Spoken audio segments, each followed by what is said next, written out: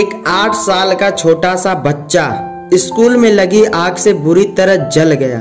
जब उसे डॉक्टरों के पास ले जाया गया तो डॉक्टर ने कहा ये लड़का बच नहीं सकता और अगर बच भी जाएगा तो अपने पैरों पे कभी चल नहीं पाएगा, क्योंकि उसके दोनों पैरों की मांस पूरी तरह जल चुकी थी। लेकिन वो बच्चा बचा और कुछ दिनों बाद उसे डिस्चार्ज भी कर दिया गया। जब वो घर आया तो उसके घर वाले बड़ी सेवा करने लगे, लेकिन उस लड़के को जरा भी पसंद नहीं आ रहा था।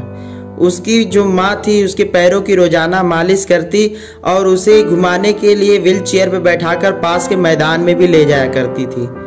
लेकिन लड़के के अंदर दृढ़ संकल्प शक्ति थी कि चाहे कुछ भी हो जाए मुझे अपने पैरों पे खड़ा होना है और चलना भी है।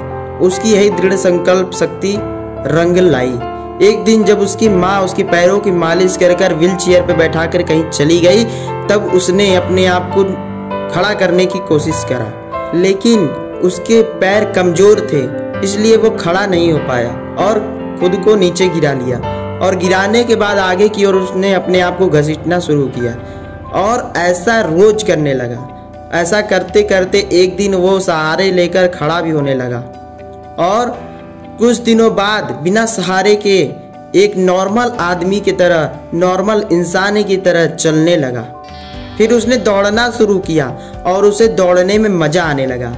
जब उसने दौड़ना शुरू किया, ऐसा करते करते 1934 में अमेरिका में आयोजित 1 मील की रेस में सबसे तेज दौड़ने वाला धावक बन गया और उसने इसमें विश्व रिकॉर्ड भी बना दिया। इतना ही नहीं, 1936 में बर्लिन ओलंपिक में आयोजित 1500 मीटर की रेस में सिल्वर मेडल जीतकर इसने पूरी दुनिया को चौंका दिया। ये और कोई नहीं, ये डॉक्टर ग्लेन कनिंघम थे।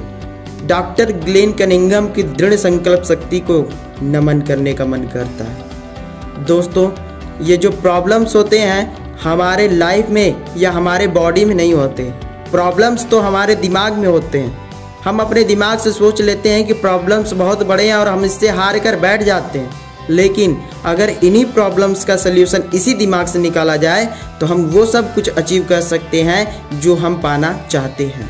जब ये लड़का, जिसके बचने की उम्मीद नहीं थी, जिसके चलने की उम्मीद नहीं थी, फिर भी वो इतना सब कुछ हासिल कर सकता है, तो आप और हम क्यों नहीं। वीडियो अच्छा लगा हो तो लाइक कर दें, चैनल को सब्सक्राइब करके बेल आइकन जरूर दबा लें। धन्यवाद।